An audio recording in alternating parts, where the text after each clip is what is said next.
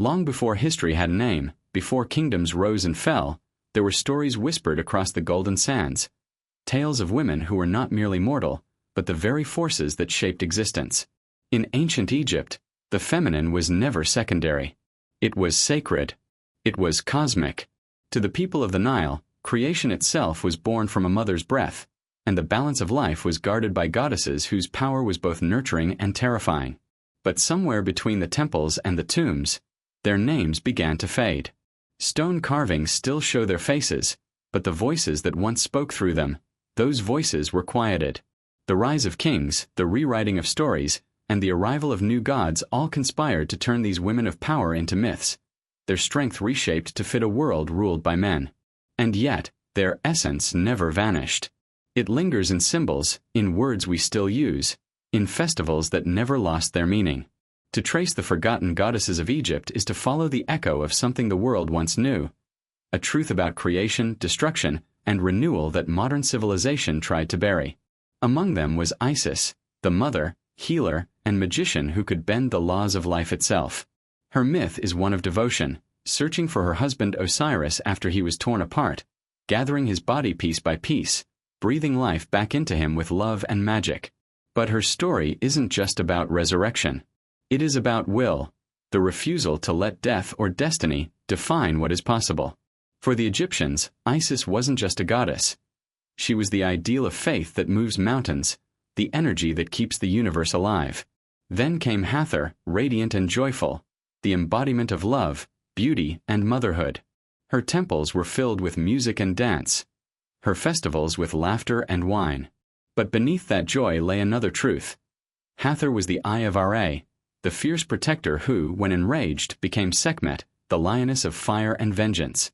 In her duality, Egypt saw the eternal rhythm, creation and destruction, tenderness and fury, the very heartbeat of nature itself. To the people who lived along the Nile, these were not separate stories. They were the same divine energy, expressed through many faces, many moods. Each goddess was a mirror of the sky, the earth, and the human soul. But time has a way of choosing its heroes. And as dynasties changed, the stories of goddesses began to soften. War gods and kings took the center stage, and the balance shifted. Still, in hidden corners of Egypt's temples, you can feel their presence, the silent strength of the ones who once held the sun between their hands. When people speak of Egypt, they often picture the pharaohs, the pyramids, and the endless sands. But in truth, the oldest power in that land didn't come from a throne. It came from the hands of women who understood the rhythm of life itself. They were midwives of the divine, healers, farmers, astronomers. They watched the stars and the flood of the Nile, knowing that every rise and fall of the river was a message from the gods. For them, the divine wasn't above. It was within, in the birth of a child, in the grain that broke the soil, in the quiet moment when night met dawn. The earliest goddess they spoke of was Neith, the primal weaver, older than time. She was said to spin the threads of the universe itself, connecting every living thing in one endless pattern. Before the gods were born, before even the sun had a name, Neith was there, weaving both order and chaos into existence. Her temple at Sais carried an inscription, "I am all that has been, that is, and that will be." It was one of the earliest declarations of eternity, a truth so vast that even later philosophers would echo it centuries after Egypt had fallen silent. But Neith's strength wasn't the kind that conquers. It was the strength that holds things together, that quiet, unseen power of patience, continuity, and creation. It's what kept the world from unraveling, even when empires fell. That was how Egypt saw the feminine, not as fragile, but as the invisible fabric that reality depended on. As generations passed, these ideas didn't vanish. They transformed. Each new dynasty reimagined the divine, adding new faces, new names. Sometimes, a goddess was merged with another, or rewritten as a consort to a god, her power disguised as support. But the essence remained. The goddesses became symbols of what Egypt valued most: order, harmony, justice, what they called Marat. Marat wasn't just a deity. She was the heartbeat of existence, the principle that kept the stars in their paths and the Nile within its banks. To live in Marat meant to live truthfully, to balance one's heart with the weight of a feather, both literally and spiritually. Even the pharaohs, for all their might, were judged by her standard.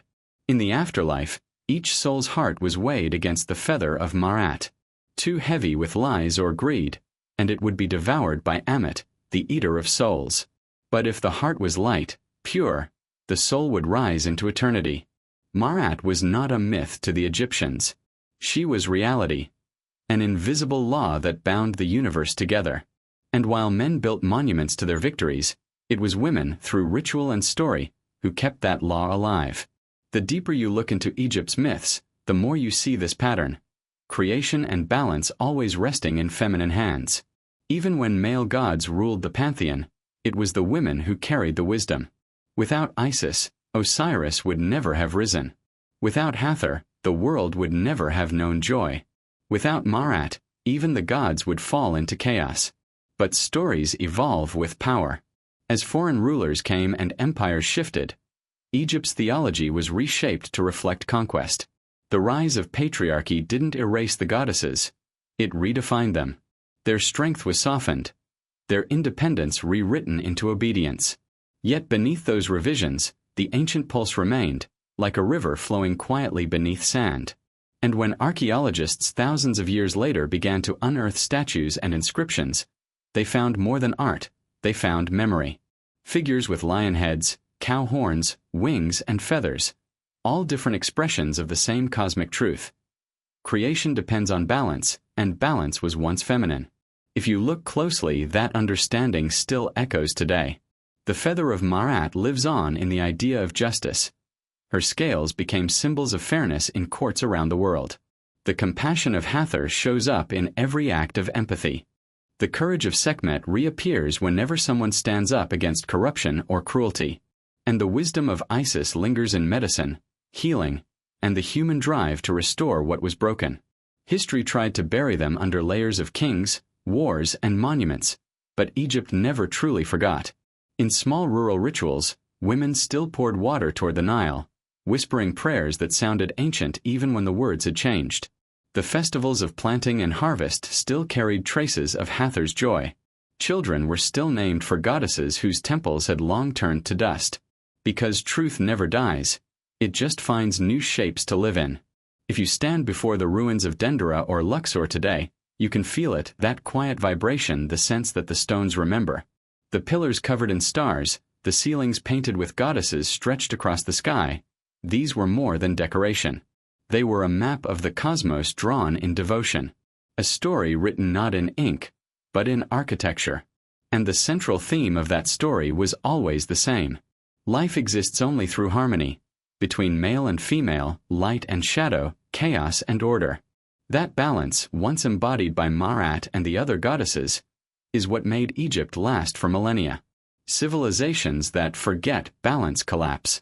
Egypt understood that long before we gave it a name. Perhaps that's why these myths still speak to us. They remind us that strength doesn't always roar. Sometimes it builds, heals, and restores. That creation isn't an act of domination, but of cooperation. That even the smallest gesture of kindness keeps the universe from unraveling a little more. The goddesses of Egypt were more than divine figures. They were lessons in how to live. They taught people that justice is not vengeance, that love is not weakness, and that truth, though fragile, is sacred. Every time the Nile flooded, people thanked Hathor. Every time a dispute was settled, they invoked Marat. Every time a birth brought new life into the world, they honored Isis. We may no longer carve their names in stone, but their principles shape our world quietly, invisibly, the way gravity does. And when modern people look back at Egypt, fascinated by its mystery, they're not just admiring the pyramids. They're remembering something older than architecture, the memory of a world that once believed harmony itself was divine. To remember these goddesses is to remember ourselves. Because long before empires, before scriptures, before history decided who mattered, there were women who carried the light, and the world called them goddesses. Their temples may be gone. Their songs may have faded. But their stories are still alive, in the air, in the language of justice and compassion, and in the quiet truth that power is not always what it seems. It is what endures. And so, beneath the desert stars, in the silent halls of ancient stone, the goddesses wait, not for worship, but for recognition. Not as myths, but as reminders. That creation was once balanced, sacred, whole. And that maybe, if we listen closely enough, it can be again.